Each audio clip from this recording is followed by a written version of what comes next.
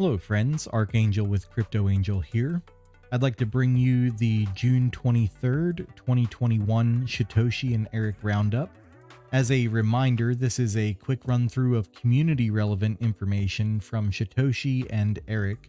I won't be adding much commentary if any. This is simply for those who don't have access to Discord or don't want to sort through the walls of text to find the information. I also will not be including responses where the original message was deleted or not retrievable, and we can't figure out the context from the response. So with that, here we go. And it's been a fairly quiet day on the Discord channel, but we did get some good information. So while we don't have any posts from Shytoshi for today, we do have a lot of good information from Eric answering some questions from the community. So with that, IO Animator asks, Eric, can you explain deeper about this? So when we stake, we are not using gas. In which cases will we need gas? Can you put us practical examples? Eric responds, someone asked how much Ethereum he will need during a year for staking, and I told him he doesn't need to pay gas while he is staking, just at the moment to stake or unstake or make any action. Any transaction needs gas. Approval, providing liquidity, removing liquidity, staking, unstaking, and claiming returns.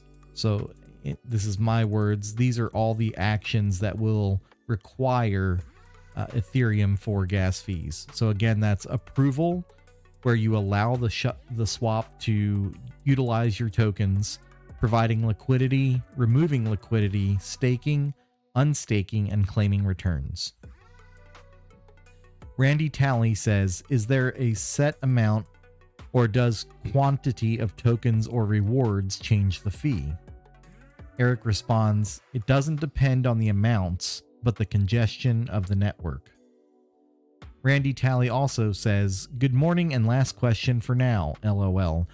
When you bury, I cannot claim that 33% immediately. I have to wait to the end of the first week, correct? Eric responds, bury returns are distributed weekly.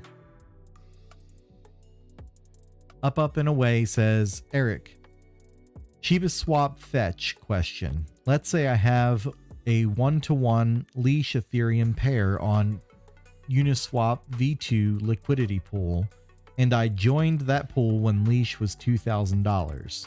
So I have a liquidity pair equaling $4,000. After fetch into the Sheba swap, are bone rewards calculated based on my amount of leash or the value of the total value of the liquidity pool that was fetched over, or does it know what I started with and bone is calculated based on the starting one leash? Sorry for the compound question. If someone were to join 2 days after me and leash were to be at $5,500 at the time the start a Sheba swap dig, would they get more bone because they put more value into the dig than I did?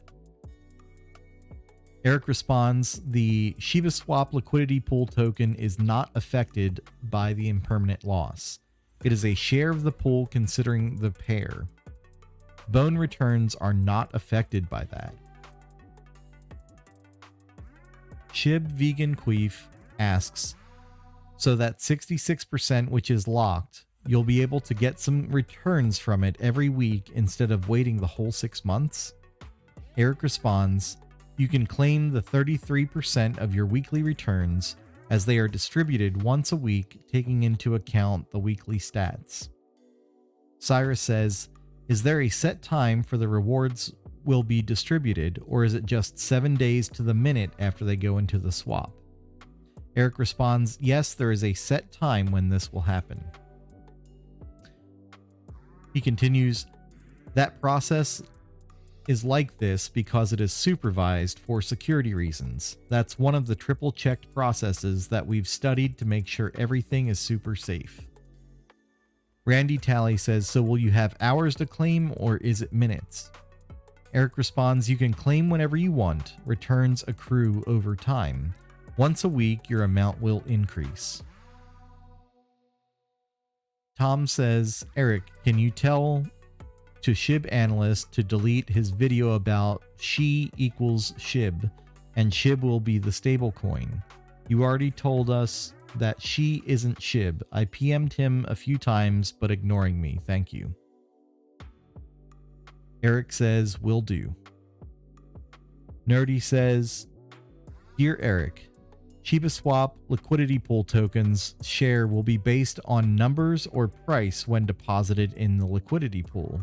If it is numbers, then it means person X deposited leash at $2,100 and person Y at $2,800, so we'll both have the same liquidity based on numbers or different being based on value. Eric responds, not price. You have a share of the pool that depends on the liquidity you provide for the pair, independent of the price you bought your tokens. It doesn't affect your returns.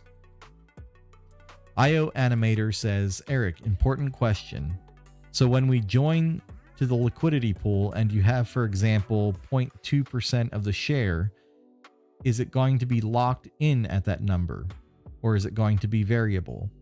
Eric responds, your share of the pool is your share of the pool. The more people join, the less is your share. IO Animator says, it just changes the share as long as more people are joining and leaving. Okay, makes sense. Eric continues, if you are two people with the same amount in a pool, you have the 50% of the share. But if more people join it, you can't still have that 50% as it is distributed among all the people. MH Tha says, Eric, what is the pool size usually for leash? Sorry if this is a silly question. And Eric responds, the pool size depends on how many people join it. Now, I included this one here because I felt appreciated. I did ask on a comment from the previous day that said, putting together my daily roundup, and came across this comment. What types of things can we do to help? I'm trying to do that through YouTube, but I'm sure there are other ways to help. And Eric responds, you do a really good job and we appreciate that. And I do feel appreciated. Epix says, wait, so the 6 months is based on the staking date, not upon the receiving date. Meaning if I waited, for example, until 9 months in staking, I can take 100% out. Eric says, when you stake, you need 6 months from that date to collect the 67% locked. It's easy, guys. Returns are calculated and distributed weekly. So depending on the time you bury and the blocks that happen while you're staking, your returns will be calculated. So if you stake today, the next week you will receive the returns you've earned during the week. The 33% are available and 67% are locked. If you stake again 2 weeks later, that amount will be added to the system and the 67% returns of that new staked amount will be served 6 months later.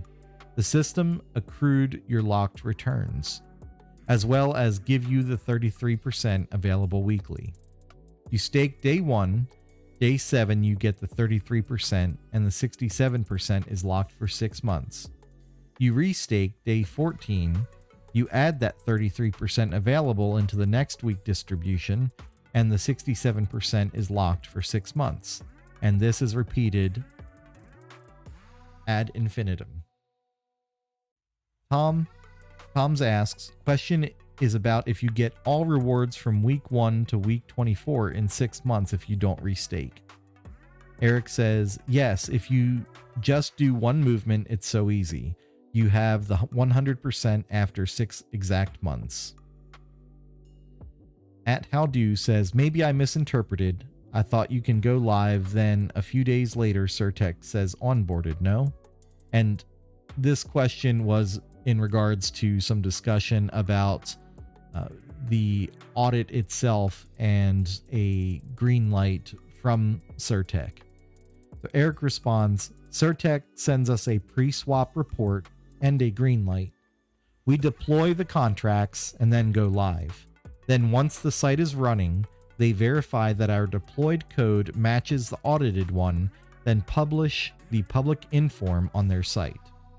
So again, just to dive into this last comment a little bit more, that does mean that when we see this Certec onboarding signal up here, that may not actually change and probably won't change before Sheba Swap is launched.